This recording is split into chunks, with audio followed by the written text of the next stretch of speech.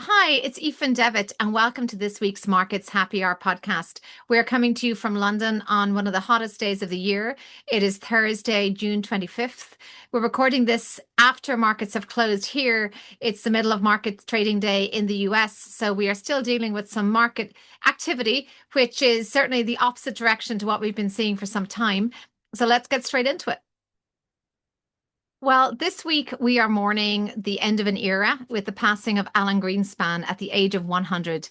And I thought it was appropriate in this week's podcast to do a little bit of a retrospective on the life and times of Alan Greenspan, because so much of what he witnessed during his extraordinary career through multiple presidential administrations and an extended period at the chair of the Federal Reserve are being reflected in the dynamics that we are dealing with here today.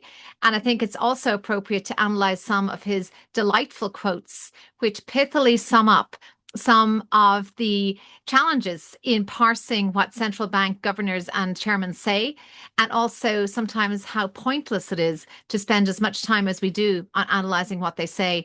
So I've called it breaking the mold, as clearly they did break the mold after they made Alan Greenspan. He is an extraordinary figure, and let's honor him here in this podcast. As usual, we will discuss inflation, interest rates, geopolitics, equity markets, and a touch on other asset classes, all in the context, as I mentioned, of honoring Alan Greenspan's legacy. We're going to look a little bit at the morning after. We have had settlement of sorts in terms of the momentum and euphoria around tech stocks. Some of this has come after the resolution of much of the uncertainty around the Strait of Hormuz. We've seen the oil drop back to pre-war levels. That takes some of the uncertainty out of the direction of inflation. We've also seen some suggestion that we are seeing a divergence now in where interest rates are going, and this has also been reflected in currencies. We, looking at the stock market, have definitely seen a fallout in terms of the tech stocks and SpaceX in particular. On the other hand, we are seeing a booming demand for the fixed income offerings of a stock such as SpaceX. And therefore, this suggests there is still sustained demand for this thesis in markets. We'll talk about what a Financial Times commentator has deemed the three AI Migos and how the Mag 7 may now, in fact, be the Lag 7. When we remember Alan Greenspan, who died at the age of 100, he had been the 18th chair of the Federal Reserve. He presided over the Federal Reserve from 1987 to 2006 and oversaw no less than 17 rate hikes. Some of his wonderful quotes are here, and those of you watching this on the screen can return to this and relish just how perfectly he captured the zeitgeist of his time and the art of deliberate ambiguity in central bank communication when he famously said, "I know you think you understand what you thought I said, but I'm not sure you realize that what you heard is not what I meant." So this and many other wonderful quotes are attributed to Alan Greenspan. We also should remember that he saw markets ultimately as a series of imbalances and how forecasting was really an exercise in projecting as to how certain imbalances in markets would resolve. And when we think about the delicate balancing act that the Fed today is conducting between the employment rate, the rate of economic activity, the inflation rate, this is in effect the fine tuning that any central bank is asked to do. And it is when these imbalances persist for too long that we start wondering as to whether the existing tools in the toolkit will be sufficient going forward. So let's look at some of the lessons that Alan Greenspan learned over the course of his career that we can maybe import into salutary reminders of the type of environment that we are dealing with today. So I think it's safe to say that he did, despite writing the book called Irrational Exuberance, he did and the forecasting that would come to a sorry end as it did. There was, in fact, a significant time lag between him speaking about the irrational exuberance and the actual fallout. We've got a chart showing that later. It is safe to say that he oversaw consistent improvements in the three Fed targets. CPI came down over the course of his tenure. The unemployment rate came down over the course of his tenure. And while the 10-year Treasury yield moved around significantly, before and after his tenure, it did come down over the course of his tenure, despite, as I mentioned, him presiding over 17 rate hikes. It was a recession-free era, as the chart on the right shows. If we look at where the GDP growth had been in the US, we see that there were periods of sustained recession, most notably in the aftermath of his era, so around 2008, 2009, and of course in the aftermath of COVID. But during his era at the helm of the Federal Reserve, relatively unbroken patch of economic growth. He also gave rise to the concept of the Greenspan put, which was a belief that the Fed would step in and intervene in order to prop up the stock market. He would intervene in the form of monetary easing. This became known as the Greenspan put. And there was a sense after this that this could have led to some form of moral hazard, that investors would not act prudently, would not conserve their capital and act in a risk management fashion because they knew that the Federal Reserve was always there as a backstop. So I think if we study this chart in a little bit more detail, we can see that the upper band of the Greenspan put really kicked in around the time of the long-term capital management crisis in 1998, 1999. So that was really a precursor of the crisis that would hit markets 10 years later. We can see that the S&P relative to the Bloomberg Treasury was still rising at that time. He was not able to prevent the market fall, but he was, notwithstanding, able, this is in the aftermath of 99 into 2000, 2002, but he was able to shore up some of the demand and ultimately turn that around through being able to cut rates preemptively. So hence the Greenspan put and that sense of central bank intervention being born.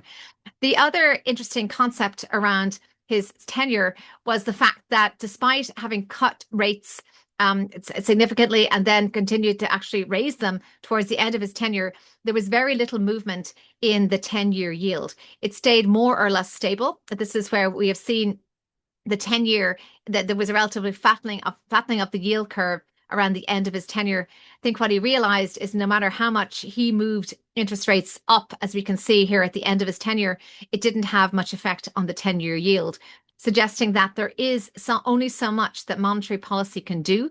And we've seen this in the recent spate of Fed monetary policy. We've seen that despite the steady rise in rate hikes and the aftermath of the COVID low rate era, it didn't make a huge difference in terms of both the 10-year, which stayed relatively stable. We did have an inverted yield curve for some time and then a flattening. And equally, nor did it make much difference to ultimately investors' spending activity or saving activity.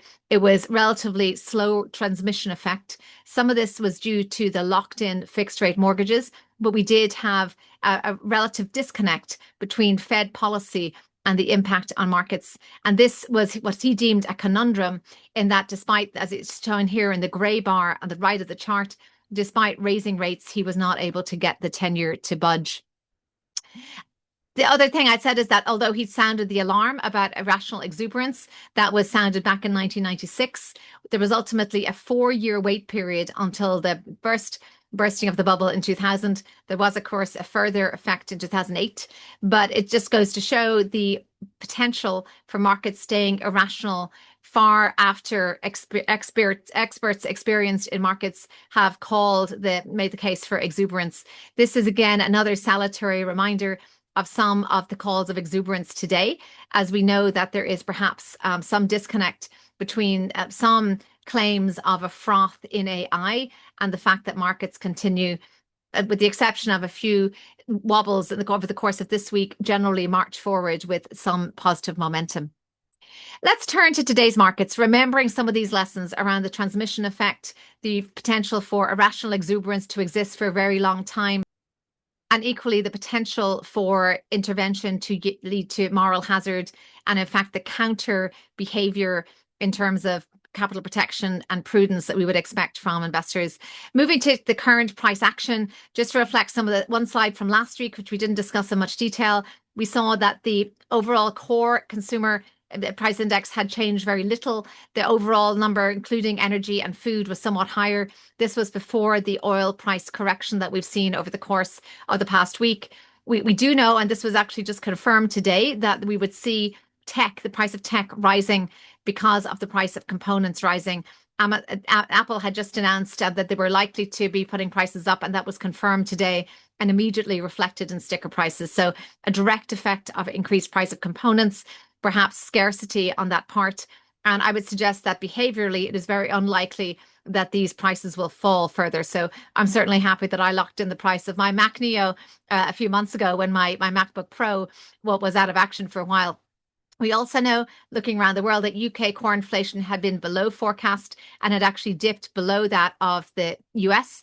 The one region which is seeing a divergence in terms of its inflation reflecting price pressures is the Middle East conflict impacting emerging economies. We can see here that on the left chart that their consumer price index has been ticking upwards in the immediate aftermath of the Middle East conflict. On the other hand, falling prices do seem to be suggesting that Europe's inflation pressure is now in the rearview mirror. We've seen the euro sink to a one-year low, and that has already been the mirror image of the strong dollar that we've been seeing. Looking at bond markets, so we have the yield in the US 10-year has been dipping. It's dipped precipitously over the last day. That could be partially a flight to safety as we're seeing that the movement out of equities, perhaps into bonds.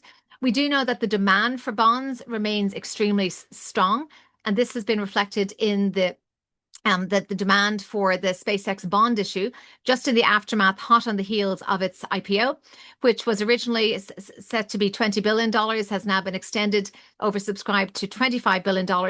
I think it's also notable to suggest that the juicy yields on offer there perhaps were necessitated by the fact that SpaceX is in this frenzied capital raising era, and investors did demand more. And perhaps there was a demand and supply effect, but the higher borrowing costs did lure more investors into the offering. So they handily were able to upsize that by 25%. We can also see that, look, moving to the UK, where we have had a reasonable amount of volatility in bond markets, particularly on the UK gilts, so the long end, that was actually relatively calm in the aftermath. And this has again happened in the course of the last week of Keir Starmer resigning and the likely heir apparent there as Andy Burnham, another Labour politician who's suggested to be further to the left, as President Trump had suggested, very liberal, but certainly further to the left of Keir Starmer. So if that was to be a poor signal for markets certainly did not reflect that. There was a suggestion that maybe some of this uncertainty had already been significantly priced in, or that markets are in a wait and see mode. But either way, remarkably stable given the change of Prime Minister there in the UK. On the vibe check side, we continue to see divergence in terms of the power of labour. On the one hand, we see the shedding of jobs related to AI. That's come from Oracle, the latest headline, 21,000 jobs there. And then an interesting data point that we saw regarding pay packages, suggesting that we are here in 2025 seeing a significant number of executives with 100 million plus pay packages. This is still down from 2021. An interesting data point that was so high there. Perhaps it was COVID-induced sort of compensation for rallying the troops and sustaining during COVID. But we are starting to see those numbers rise again in terms of executive pay. Again, some divergence with that of the lower end consumer, and also perpetuation of this K-shaped economy. Getting back to some of the relationships we're seeing, we are continuing to see, if we were to plot the Fed funds rate with the S&P, again, another era of divergence. If we would see that, we see that the Fed funds rate has been moving around quite significantly. We noticed how much it had been rising in a steep fashion and then started to tick downwards as there was a sense that inflation had been subdued. And we can see that the S&P has really been marching forward quite, I'd say, agnostic as to where interest rates are. So this divergence, in fact, we've had both falling bond market, still raging stock market, and now even a pause in terms of rates, and the stock market continues to press upwards. So some divergence there in terms of where we would see markets typically behaving alongside the Fed fund rate. Let's move now to the stock market. So we've obviously had some fallout in markets over the course of the last week. There has been some concern regarding the sustainability of the capex spending. And although when all is said and done, despite having had a dip between the 22nd and the 24th, and markets remain below the level we started the week at, they have not had too much dip since then. So there has been relatively stable. Dow, S&P, NASDAQ, all more or less tracking. The NASDAQ has been the lowest performer over the course of the past week. However, the semiconductor index, the SOX, we can see has continued to be ahead of trends versus any furthest ahead it has been versus any time since 2000. We can see that it was has generally been an outlier. If we look at that blue line, the last time we saw this kind of an outlier was over a quarter of century ago. So reasonably significant development there in terms of semiconductors continuing to forge ahead. I liked this coining of a new term, the lag 7. If we were to combine the large cap X Mag 7 ETF with the Mag 7 ETF, we can see another K-shape developing, and the fact that over the course of really June so far, there has been this underperformance of the Mag 7, the sell-off. Maybe it's a SpaceX effect. There's been a reallocation occurring, although SpaceX itself has certainly retrenched and retreated significantly since its IPO, despite having had that early rally, which we would generally expect with an IPO that was as oversubscribed as that. So I cannot take credit for the lag 7 name. That comes from Spencer Jacob, who wrote an opinion article in the Wall Street Journal. But I think this is one to watch. Some of the sheen has significantly come off some of these stocks. We've seen it in particular with the likes of Microsoft, Meta. We've definitely seen a fallout from both headlines regarding their own business model sustainability, some suggestions of a toxic culture at Meta, and this is starting to look quite a different pattern to what we saw earlier in the year. We've spoken before about the problem with concentration in markets and how this could well lead to markets and portfolios behaving in a way that they have not behaved before from a risk return standpoint. I've called this slide a Korea in the coal mine, not a canary in the coal mine, because what we've seen is just the price changes that have gone quite extreme in the Kospi. Much of this is obviously driven by the three stocks in the Korean stock market that have pushed ahead and significantly. We have over $2 trillion stocks in Korea in terms of market cap. We know that that is dominating the index in terms of its movement. But equally, when we have that level of dominance, we can have a day like we had this week, where we had a 10% drop in the course of one day before developed markets had opened. So to have that kind of a Korea and the coal mine, in the sense of, if this is a sense as to how concentrated markets can start to behave, investors need to buckle up. There will be significantly more volatility coming from these large cap centric, tech centric portfolios, and investors really do need to be mindful. Looking finally at other asset classes, we've seen, as I said, the sheen very much coming off gold. It says a 6-month low in this headline. It's actually closer to an 8-month low now. It has pushed below the $4,000 mark. Bitcoin too is now down at its $60,000 level. So not much of a recovery from where that was since it first dipped into this region. Did have a brief recovery towards the end of April, but has now fallen significantly. So what exactly is going on here? Well, clearly there is perhaps an end to the debasement trade. Maybe it's a confidence level in the new Fed chair. Maybe it is speculative holdings being unwound in gold, which is what we suggested last week. We knew that central banks had been big buyers of gold, maybe from a technical standpoint, forced into that as they sought to diversify their holdings, but equally that there was significant retail speculative interest in gold, and that perhaps had peaked at the end of last year and had started to fall off as a result. That could be part of the factor.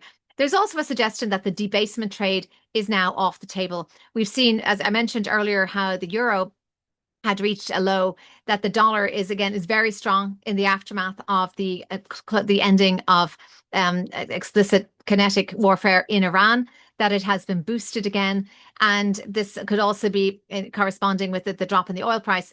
But we do have the sense that if the debasement trade is no longer a concern, and investors are happy to hold dollars, well, then the case for holding gold has gone away. I do think the movement in Bitcoin is from many factors. Some of it is, I suggest, a rotation into the more speculative stocks, such as the SpaceX stock. I also suggest it is simply no longer top of mind. There have been a number of other, first of all, the volatility in it has led to a lack of interest in some of the ETFs and some of the other instruments of getting exposure to Bitcoin, and it is no longer being top of mind. So these two diversifiers both behaving very much alike, even though they may actually be driven by different factors. One by truly speculative interests in the case of Bitcoin, and one less concern around the need for a hedge against government profligacy in the case of gold. So clearly too many different factors at work there, but from a portfolio standpoint, we still would have confidence in small holdings, at least in gold. And then Bitcoin has never been a part of our recommendation. Bitcoin has generally been a suggestion that this would be one to watch in terms of a case of where investor sentiment sits, but not something that would fit in an institutional portfolio. So that is our commentary. That concludes our commentary for today. Again, the end of an era with the passing of the legend Alan Greenspan. So much wisdom there. And I will leave you with some of the wonderful quotes from his tenure. I think it is clearly to have a statesman of that length of time in a role like this was a tremendous gift to markets in terms of stability and sobriety. And we are grateful for his contribution and hope he will spawn other similar committed students of capital markets. Thank you very much. See you next week.